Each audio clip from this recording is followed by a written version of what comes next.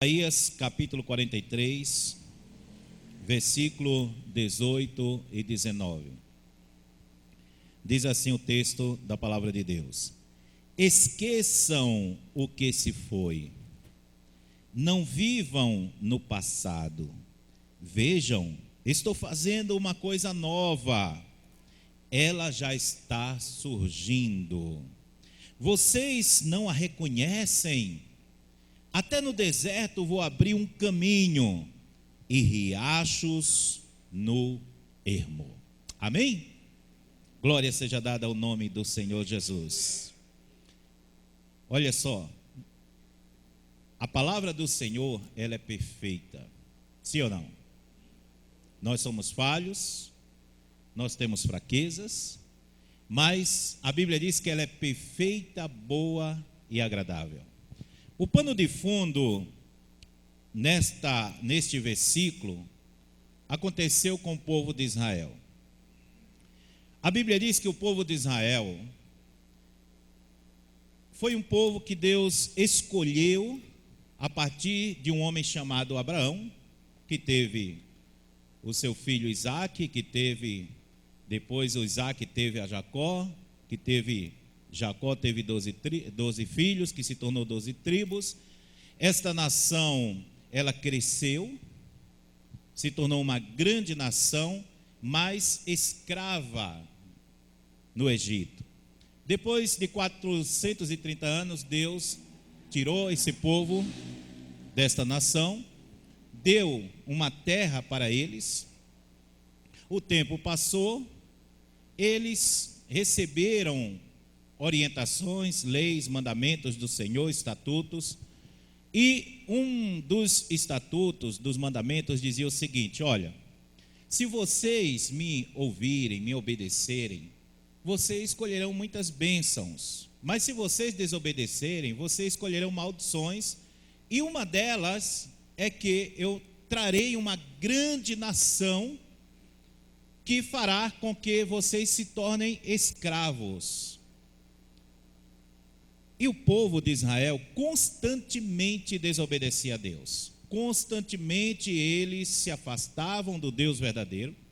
Constantemente eles adoravam deuses de outras nações, deuses pagãos. E isso foi trazendo a ira de Deus sobre o povo. Diversas vezes Deus permitiu que nações viessem e escravizassem o povo dele, conforme ele mesmo havia prometido. Mas agora, o cálice da ira de Deus estava tão grande, que ele trouxe uma nação muito grande, chamada Assíria, um povo muito cruel, e por volta do ano 722 antes de Cristo, a Bíblia diz que essa nação levou as 10 tribos de Israel e espalhou por entre as nações. E eles tinham por costume os homens escravizarem e as mulheres tornarem concubinas e prostitutas deles. Uma humilhação para o povo de Deus. Depois ficou o reino de Judá ainda 136 anos depois, por volta do ano 586, se eu não me engano. A história diz que o rei de Babilônia veio, já havia vindo por volta do ano 603, depois por volta do ano 583 a.C., o rei de Babilônia veio e escravizou a nação de Judá, que era uma parte de Israel. Bom, Isaías, quando escreve aqui esse texto, que ele, entre outras palavras, ele fala essa que eu li aqui: esqueçam o que se foi, não vivam no passado, vejam, estou fazendo uma coisa nova, ela já está surgindo, vocês não a reconhecem? Até no deserto vou abrir um caminho e riachos no ermo. Quando Isaías fala isso, ele está falando para um povo que está escravo, que está humilhado, está falando para um povo que não tem liberdade para adorar o seu Deus, não tem liberdade para usufruir da sua cultura. Suas mulheres estavam misturadas com com outros de outras nações, que era expressamente proibido, e essa nação está completamente humilhada. Mas Deus levanta, dentre outros, Isaías, e traz nesse contexto uma palavra de ânimo, uma palavra de esperança. Amém? Indicando para eles que Deus iria libertá-los, que Deus iria trazer algo novo sobre a vida deles. Glória seja dada ao nome do Senhor. E aí, três condições que eu quero ressaltar, dentre outras, neste capítulo, que mesmo diante da situação que eles estavam passando, Deus traz esperança para eles. A primeira é amor e identidade. No versículo 1 diz: porém, agora diz o Criador que te criou, ó Jacó, e aquele que te formou, ó Israel, não temas, porque eu te redimi e eu te chamei pelo teu nome, tu és meu. Amém? Então, a primeira coisa que Deus faz para trazer esperança para esse povo que está oprimido, escravizado, que está sem identidade, que está humilhado, é dizer: eu te chamei pelo meu nome, não temas. Amém? É isso que Deus faz com cada um de nós. Ele nos deu um nome, o seu próprio nome. Amém? Ele nos deu este nome. E independente das condições e situações que passamos na vida, seja ela provocada pelas nossas falhas e pecados, seja ela provocada até mesmo por decorrência das circunstâncias que nos cercam, Ele está dizendo: não temas. Ele está dizendo: eu te redimi. Ele está dizendo: eu te chamei pelo meu nome. É isso que Deus fala para você carinhosamente, mostrando o seu amor e te dando uma identidade. Em segundo lugar, Deus diz: não temas, porque eu estou contigo. Versículo 5: eu estou contigo, eu trarei a tua semente do leste e ajuntar-te-ei do oeste.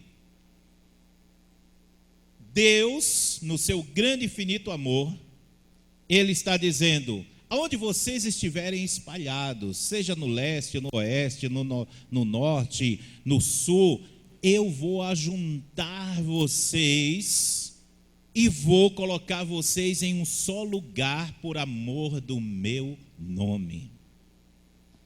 Então não há dificuldade, situação irreversível para Deus.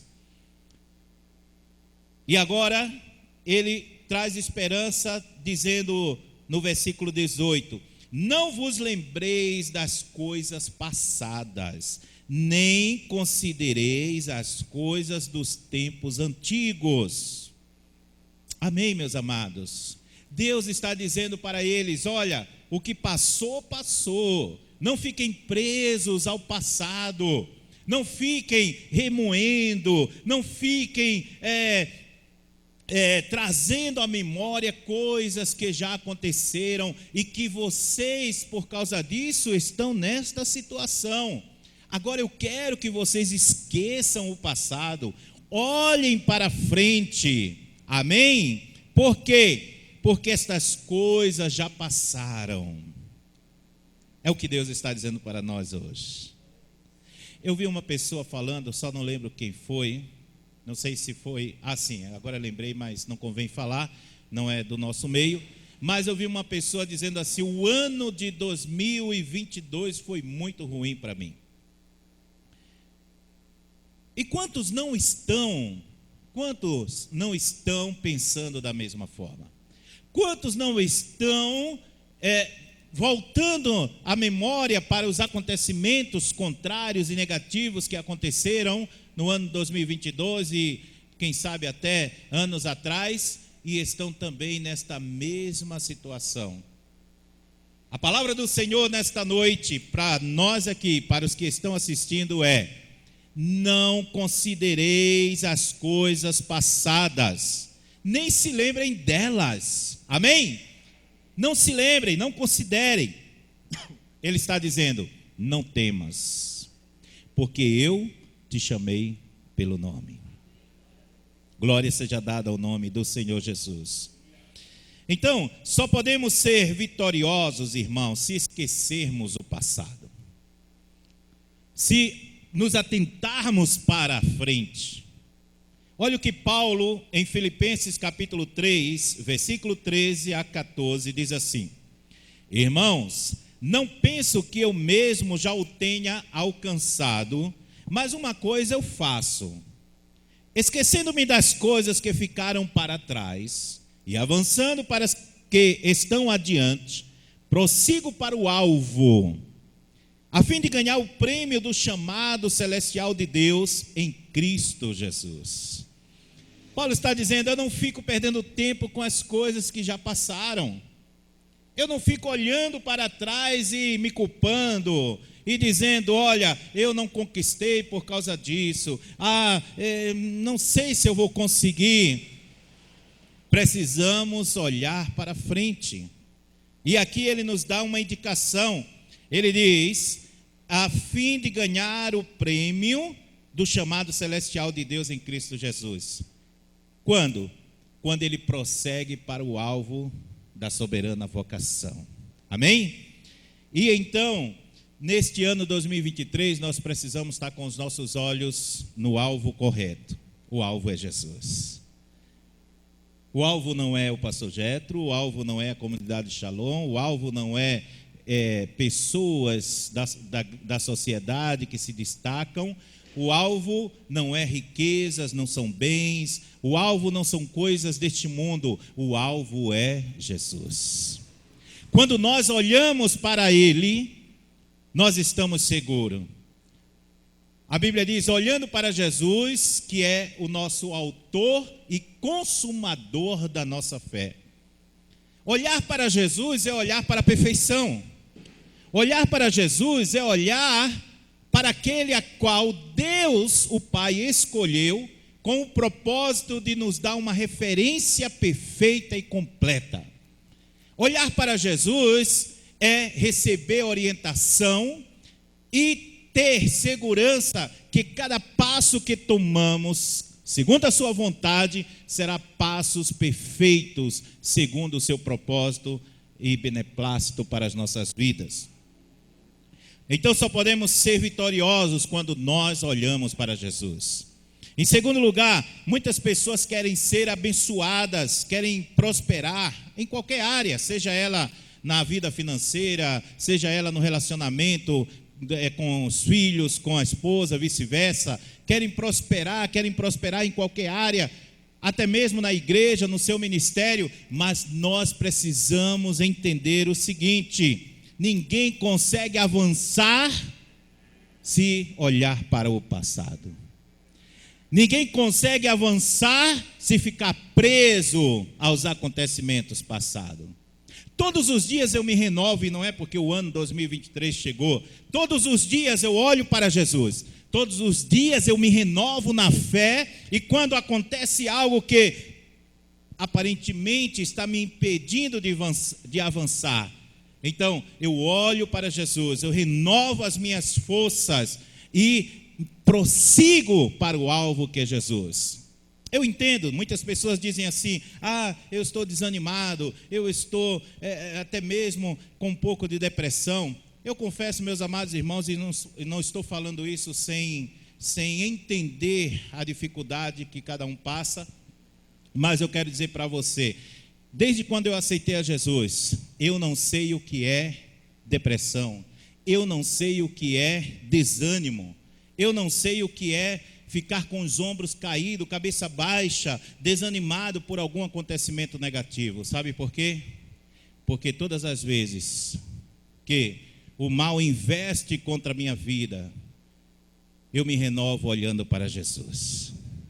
30 anos servindo ao Senhor, eu dou testemunho de que todos os dias eu me renovo na presença do meu Deus. Deus está trazendo o povo de Israel para esta situação. Ele está nesta noite, através desta mensagem, dizendo para você: não fique preso ao passado. Paulo usou a expressão avançando, indo adiante, andando para frente. Amém? Andando para frente. Ah, pastor, mas eu tentei este ano, o ano que passou, o ano que, anterior, e parece que não está dando certo. Avance, continue avançando, continue seguindo em frente. Amém? Glória seja dada ao nome do Senhor Jesus. O que está diante de você? Em primeiro lugar, está Jesus. Amém? Olhe para Ele. O que está diante de você? Em segundo lugar, a fé. Sem fé é impossível agradar a Deus. O que está diante de você? Adiante de você está o prêmio da soberana vocação, que é Jesus Cristo. Existe um prêmio, existe uma recompensa. A Bíblia diz que sem fé é impossível agradar a Deus, porque é necessário que aquele creia que Ele existe e que Ele é recompensador dos que o buscam. Não é só você crer, Deus, fazer movimentos religiosos, ritualísticos. Os tibetanos, os monges, eles têm um monte de movimentos religiosos. Eles andam com um texto para cima e para baixo, com uma roupa caracterizada, Eles têm todo um tipo de ritual. Isso não significa nada para Deus. Sabe o que significa para Deus? A tua fé. Como a irmã ali chegou, A irmã chegou 1 semana, 2 semanas, que ela estava ali passando mal, chegou na igreja já querendo ir embora pela primeira vez, não foi isso? Pela primeira vez chegou passando mal. Veio aqui na frente, Jesus curou na hora. A fé faz acontecer. Não é você ter, sabe, uma aparência religiosa, Tem que estar de terno pregando, tem que estar com movimentos que pareçam muito espiritual. Não. A Bíblia diz: sem fé é impossível agradar a Deus. Porque é necessário que nós creiamos que Ele existe, mas também que Ele é recompensador daqueles que o buscam. Nós buscamos a Deus e nós devemos acreditar que Ele nos recompensará. Amém? Então, o Senhor tem feito coisas maravilhosas. A fé faz acontecer, irmãos. Amém? A fé faz acontecer. Olha o que a palavra do Senhor ainda diz: as águas nem o fogo podem te parar. Quando Isaías cita as águas, provavelmente ele está trazendo à memória aquela época em que o povo de Israel, estava diante do Mar Vermelho. Atrás estava Faraó com todo o seu exército e na frente um grande mar. E aí Moisés começa a clamar e Deus diz: por que você está clamando a mim? E manda que ele levante o seu cajado e pede que os sacerdotes pisem na água e o mar se abre diante deles. Amém? Se existir um mar vermelho aí na tua vida que está te impedindo de avançar, pisa com ousadia diante dos obstáculos, das dificuldades. Amém? Que esse mar vai se abrir. O fogo não pode te parar. Jogaram Sadraque, Mesaque e Abdenego em um fogo ardente. Era para ele ter sido, Só os homens que chegaram perto para jogar foram mortos, mas eles não foram parados pelo fogo. Você não pode ser parado pelo fogo nem pela água, que neste caso aqui são termos que simbolizam as grandes dificuldades que nós temos na vida. Glória seja dada ao nome do Senhor. A palavra do Senhor é: vejam, estou fazendo algo novo. Se você ouvir esta palavra religiosamente, só para fazer parte de um culto, e os teus ouvidos treinados só para chegar aqui e ouvir, e depois você esquecer tudo isso, você não vai receber nada. Mas se você estiver recebendo pela fé, ela vai fazer mudança na tua vida. Não importa o que aconteceu neste ano que passou. Esta senhora que recebeu a cura, eu disse para ela, se a senhora crer, quando a senhora for no médico, olha só, ela já estava fazendo não sei quantas quimioterapia, radioterapia. Eu disse, se a senhora crer, não vai aparecer mais este câncer. Quando chegou lá o médico, eu disse, o que aconteceu? A senhora não tem mais, tomou aí, não tem mais câncer. Ela disse, foi Deus. Aleluia.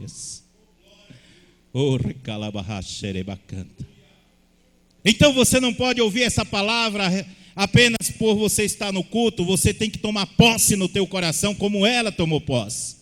Você tem que dizer, não, esse obstáculo, esse mar, esse fogo que está na minha frente, ele não vai me parar. Eu vou avançar, eu vou seguir em frente. Amém, meus amados? A palavra do Senhor é, vejam, eu estou fazendo algo novo. O Senhor está fazendo algo novo na tua vida. Não importa o que aconteceu até agora. Quantas orações, pastor, eu já recebi e não aconteceu nada. Quantas vezes eu fui lá na frente e não recebi nada. Quantas vezes eu fui fazer tal coisa e deu errado. Não fique no passado, avance. Avance olhando para Jesus, autor e consumador da tua fé. Eu estou fazendo algo novo, diz o Senhor nesta noite. Aleluias. Porque Deus quer fazer algo novo em nossa vida. É porque merecemos? Não. Não somos merecedores. É por causa da sua graça. É por causa do seu caráter. Deus é amor. Amém? Ele não nos trata segundo as nossas fraquezas. Ele nos trata segundo a sua graça, segundo a sua misericórdia. E a Bíblia diz que estas são as causas de nós não sermos destruídos. Por sua graça, por sua misericórdia. Olha o que está escrito em Isaías 43, versículo 4. Outros foram entregues em seu lugar. Troquei a vida deles pela sua. Pois você é precioso para mim, é honrado, eu o amo. Vocês acham que Deus fala isso só para Israel? Ou está falando para você hoje? Outros foram entregues no teu lugar. Eu troquei a vida deles. Era para você ser destruído, Israel. Era para vocês serem consumidos. Outros foram consumidos, outros foram destruídos, mas eu troquei a vida deles por você, porque você é precioso, eu amo você. Você crê nisso? Você acha que eu estou pregando aqui só para fazer média para vocês? Eu creio nisso. Eu sou precioso para o Senhor. Não porque eu mereço, não porque eu sou bom, mas porque Ele é misericordioso. Ele me ama, Ele te ama. Você é precioso para o Senhor. Glória a Deus. 3 condições, glória a Deus, de novidade que Deus quer realizar na tua vida.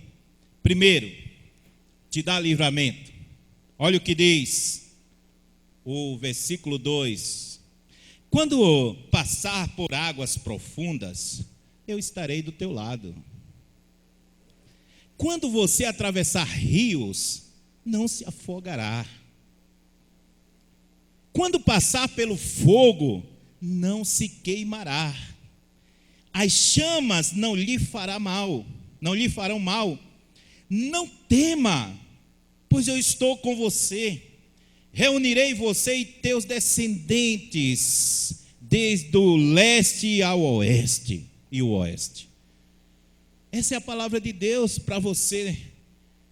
Se você quer seguir em frente, se você quer ser vitorioso, se você quer neste ano 2023 gozar das bênçãos e promessas do Senhor. Aleluias. Segundo lugar, por sua graça e misericórdia, Ele reafirma a aliança com você. Olha o que diz em Isaías 43, versículo 10. Você é minha testemunha, ó Israel, diz o Senhor. Você é o meu servo. Você está recebendo isso para você ou está achando que é só uma história? Foi escolhido para me conhecer. Quantas bênçãos aqui. Eu sou servo, fala assim, eu sou servo. Eu sou testemunha. Eu sou escolhido para conhecer a Deus. Que coisa maravilhosa. Todas as manhãs eu acordo e digo, Senhor, mais de ti, menos de mim. Me mostra a tua vontade, o teu querer. Eu quero te conhecer mais, porque Ele nos escolheu para conhecê-lo. Continuando, para crer em mim. Você que de repente acha que é um incrédulo, não. Ele te escolheu para você crer, para você ter fé, para entender que somente eu sou Deus, não há outro. Para de buscar aí bênçãos, meios, situações para resolver a tua vida que não seja com Deus. E ele diz, não há outro Deus, nunca houve e nunca haverá. Somente eu sou o Senhor e não há outro Salvador. Em terceiro lugar, Ele vai transformar o teu deserto numa abundância de águas. Olha o que diz, isso fala de provisão espiritual, provisão relacional com a família, isso fala de provisão material, emocional. Ele está dizendo em Isaías versículo 43, 19, diz assim, pois estou prestes a realizar algo novo, vejam, já comecei, percebam, abrirei um caminho no meio do deserto e farei rios na terra seca. Esse é o nosso Deus. Por isso, e para que isto aconteça, o próprio Deus pede que você relembre suas promessas. Para que você relembre a Ele, não porque Ele esquece, mas Ele quer ver o teu interesse. Porque nós temos aquela tendência religiosa de acharmos que, eu vou à igreja, eu trabalho ali, eu canto no grupo de louvor, né? Eu limpo a igreja, eu arrumo, eu faço tudo certinho, então assim, eu só vou esperar as bênçãos de Deus agora. Não, não é assim. Ele diz, relembre as promessas, porque isso é você provocar a tua fé. Amém?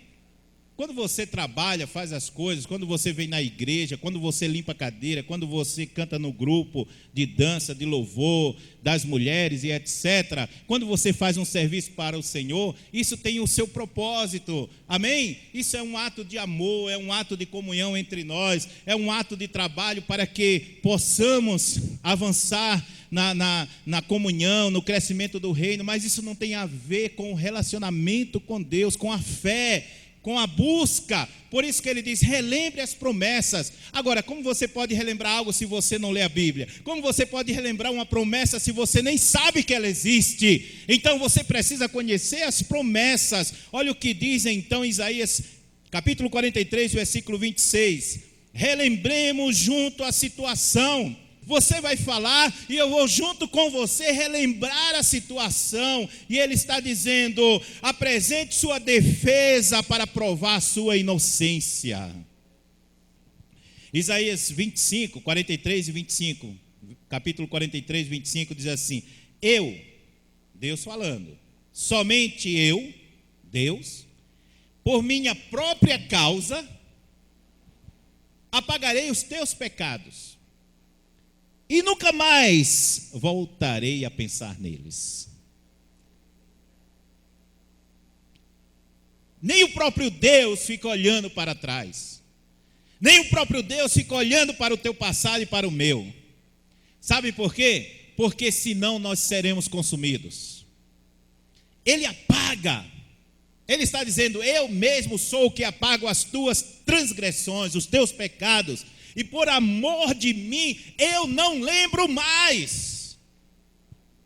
Deus não lembra do teu passado, você também não pode ficar relembrando, e mastigando, e remoendo, porque senão você não avança, você não conquista, você não consegue chegar ao prêmio da soberana vocação em Cristo Jesus. Glória a Deus. Muito bem. Devemos então, dentro de todas essas promessas, prestar um culto sincero e verdadeiro a Deus. Em Isaías 43, ainda o versículo 18 diz: esqueçam tudo isso, não é nada comparado ao que eu vou fazer na sua vida. Esqueçam. Não é nada comparado ao que Deus tem para você neste ano 2023. Amém? Se você tomar esta mensagem apenas como uma mensagem a mais, um culto a mais, nada vai mudar. Você vai continuar do mesmo jeito e sua situação não vai avançar, não vai melhorar. Mas se você ouvir esta mensagem, ou ouviu esta mensagem, e você entende que Deus está falando com você, que o pastor Jétro é apenas um instrumento de Deus, que Deus está tocando aqui para vocês, assim como esse instrumento que está ali. Se o músico não pegar para tocar, ele não significa nada. Não é isso? Não significa, está ligado aqui? Não significa nada. Mas se o músico começa a tocar, olha o som. O pastor Jétro, sem um músico perfeito, soberano tocar, não significa nada. Mas quando esse músico, que é o próprio Deus, toca eu e toca você, milagres acontecem. Então esta palavra não é simplesmente uma mensagem pregada para mais um culto, por mais um culto, mas é uma mensagem de Deus para a tua vida. Jeremias 29:11, para fechar, diz assim: porque sou eu que conheço os planos que tenho para vocês, diz o Senhor, planos de fazê-los prosperar e não de causar dano, planos de dar a vocês esperança e um futuro. Fiquem de pé, por favor.